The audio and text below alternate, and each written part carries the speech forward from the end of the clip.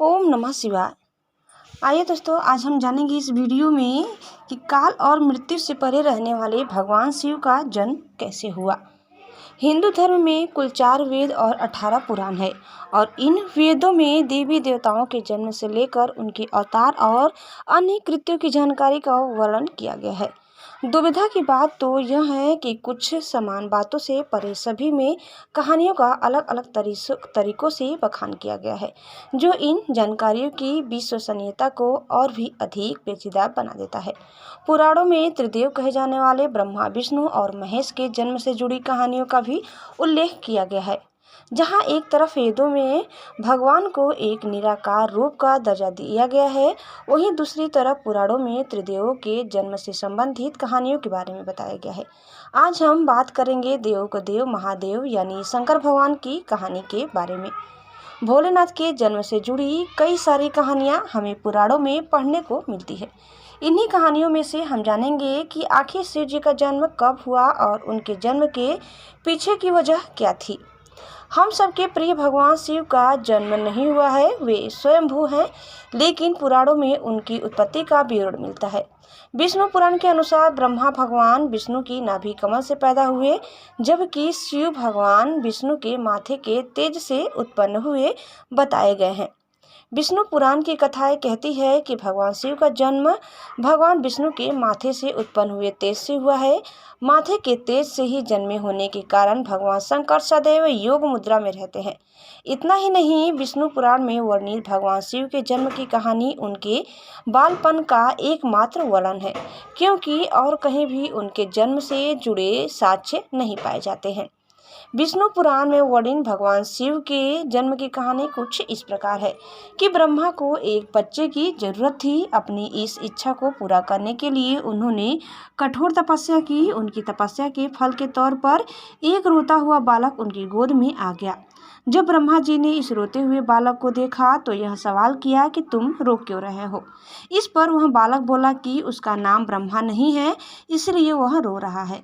उस नन्हे मासूम बालक की बात को सुन ब्रह्मा ने उसे नाम दिया रुद्र।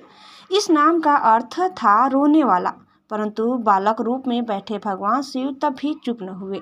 इस तरह बालक शिव को चुप कराने के लिए ब्रह्मा जी ने 8 नाम दिए थे। वे 8 नाम हैं रुद्र, भाव, उग्र, भीम, सर्व, पशुपति, महादेव और ईशान।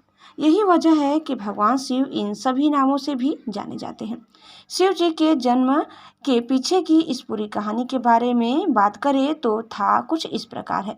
जब संपूर्ण ब्रह्मांड, धरती, आकाश और पाताल जलमग्न था, उस समय ब्रह्मा, विष्णु और महेश के अलावा कोई भी अस्तित्व में नहीं था। उस दौरान केवल भगवान विष्णु ही थे जो जल में शेषनाग पर विश्राम करते हुए नजर आ रहे थे। तभी ब्रह्मा जी भगवान शिव की नाभि से प्रकट हुए और फिर भगवान शिव की उत्पत्ति माथे के तेज से हुई। भोलेनाथ हम कैसे प्रकट हुए। हम सबके प्रिय भगवान शिव का जन्म नहीं हुआ, वे स्वयंभू हैं, लेकिन पुराणों में उनकी उत्पत्ति का विवरण मिलता है। ब्रह्मा जी से शिव जी को देखा तो पहचानने से साफ इनकार कर दिया। ब्रह्मा जी के इनकार से भगवान विष्णु को यह भय सताने लगा कि कहीं शिव जी रूठ न जाए, जिस कारण उन्होंने ब्रह्मा जी को दिव्य दृष्टि प्रदान की, जिससे उन्हें शिव जी के बारे में स्मरण हो आया। सब कुछ स्मरण होते ही ब्रह्मा जी को अपनी गलती का आभास हुआ और उन्होंने शिव जी से माफी मांगी। साथ ही ब्रह्मा जी ने शिव जी से अपने पुत्र के रूप में जन्म लेने का आशीर्वाद भी मांगा। भगवान शिव ने ब्रह्मा जी को माफ करते हुए उन्हें आशीर्वाद प्रदान किया।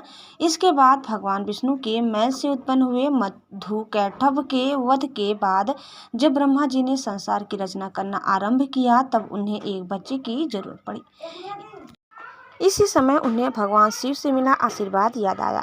आशीर्वाद को पाने के लिए उन्होंने तपस्या की और फिर एक बालक की उनकी गोद में प्रकट हुआ। शिव के माता पिता के बारे में बहुत कम लोगों को ही पता है। शिव महापुराण के प्रकरण के अनुसार भगवान शिव की माता श्री दुर्गा देवी और पिता सदाशिव यानी काल ब्रह्मा है। विष्णु पुराण की माने तो शिव जी के पिता ब्रह्मा जी थे, जिन्होंने शिव जी से अपने पुत्र के रूप में जन्म लेने का आशीर्वाद मांगा था। फिर समय आने पर सृष्टि के निर्माण के समय शिव जी ने ब्रह्मा जी के पुत्र के रूप में जन्म लिया। भगवान शिव स्वयं इस संसार के गुरु माने जाते हैं, जिन्होंने इस संसार में गुरु शिष्य की परंपरा का शुभ आरंभ किया था। हिंदू धार्मिक ग्रंथ कहते हैं कि ब्रह्मा जी और शिव जी इस संसार के सबसे पहले गुरु हैं। जहां ब्रह्मदेव ने अपने मानस पुत्रों को शिक्षा प्रदान की थी, वहीं भगवान शिव ने अपने 7 शिष्यों को शिक्षा प्रदान की थी। इन्हीं 7 शिष्यों को सप्तऋषियों का दर्जा दिया गया। शिव पुराण में जन्म से जुड़ा शिव का रहस्य कहता है कि भगवान शिव का आदि और अंत से कोई संबंध नहीं है। वे काल और मृत्यु के चक्र से बिल्कुल परे हैं। शिव पुराण के अनुसार भगवान शिव स्वयंभू हैं, जिनका जन्म स्वयं हुआ है। जिस प्रकार शिव स्वयंभू हैं, उसी प्रकार नर्मदा नदी से निर्मित होने वाले शिवलिंग को भी स्वयंभू माना जाता है। इसके पीछे की वजह यह है कि उन शिवलिंग को कहीं से निर्मित नहीं किया गया है, वे खुद ही नर्मदा नदी से निर्मित होकर निकले हैं।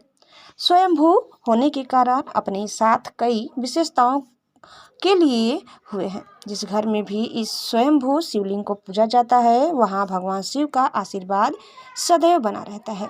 सभी बिगड़े काम बनने लगते हैं। शून्य आकाश, अनंत ब्रह्मांड और निराकार परम पुरुष का प्रतीक होने से इसे शिवलिंग कहा गया है। स्कंद पुराण में कहा गया है कि आकाश स्वयं लिंग है, धरती उसकी पीठ या आधार है और सब अनंत शून्य से पैदा हो उसी में लय होने के कारण इसे शिवलिंग कहा गया है। शिव पुराण में शिव को संसार की उत्पत्ति का कारण और परम ब्रह्मा कहा गया है। शैव मत के अनुयायी भगवान शिव को सर्वोपरि मानते हैं, तो वहीं वैष्णव मतावलंबी श्री विष्णु को ही श्रेष्ठ मानते हैं। शैव मत के अनुयायी भगवान शिव को सर्वोपरि मानते हैं, तो वहीं वैष्णव मतावलंबी श्री विष्णु को श्रेष्ठ मानते हैं। प्राचीन काल से ही इन दोनों मतों के अनुयायियों के बीच मतभेद हैं। आज भी अनेक स्थानों पर यह विवाद देखने को मिलता है। शिव पुराण में भगवान शिव द्वारा श्री राम का ध्यान लगाने की बात कही गई है। इसके बारे में एक कथा प्रचलित है कि एक बार माता पार्वती ने शिव के ध्यान से उठने के बाद शिव से पूछा कि आप तो स्वयं ही देवों के देव हैं, इसलिए तो आपको देवाधिदेव कहते हैं, फिर आप समाधि में किसका ध्यान करते हैं? तब शिव ने पार्वती से कहा कि वह जल्द ही इसका जवाब माता पार्वती को देंगे। इसके बाद भगवान शिव कौशिक ऋषि के सपने में आए और ऋषि कौशिक को राम रक्षा स्तोत्र लिखने का आदेश दिया। शिव अनादि तथा सृष्टि प्रक्रिया के आदि स्रोत हैं और यह काल महाकाल ही ज्योतिष शास्त्र के आधार है।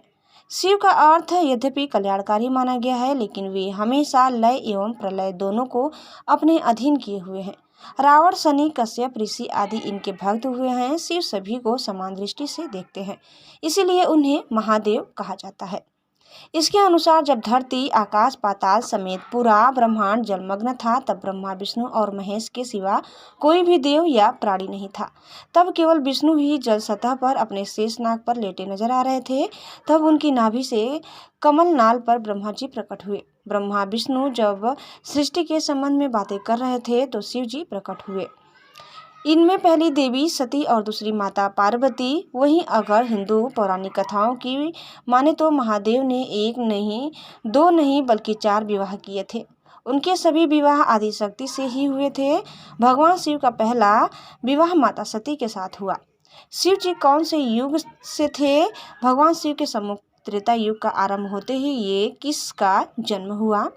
हम जानेंगे। भगवान शिव के नेतृत्व में हुए युद्ध पारंपरिक युद्ध से परे थे, जिनमें आध्यात्मिक और दार्शनिक पहलू भी शामिल थे, जो कि उन्हें ब्रह्मांडीय संतुलन का शाश्वत महत्व माना जा रहा है। इसीलिए यह दृढ़ विश्वास है कि उसकी शक्ति का कोई प्रतिस्थापन नहीं है और कोई भी उसे पूरी तरह से हरा नहीं सकता। भगवान शिव को अमर माना जाता है। हालांकि पवित्र शास्त्र साबित करते हैं कि भगवान शिव का जीवन काल सीमित है। यही स्थिति ब्रह्मा और विष्णु की भी है। हिंदू धर्म में शिव जी को अमर, मृत्यु रहित माना जाता है और उनका जन्म और मृत्यु नहीं होता है। इसीलिए शिव जी की जन्म या मृत्यु की बात नहीं की जा सकती है। दोस्तों, वीडियो समाप्त होता है। आपको हमारी आज की जानकारी कैसी लगी कमेंट करके जरूर बताइए। चैनल में नए हैं तो प्लीज़ लाइक, शेयर और सब्सक्राइब करना न भूलें। धन्यवाद। हर हर महादेव। ओम नमः शिवाय। एक बार प्रेम से बोलिए बाबा विश्वनाथ की जय।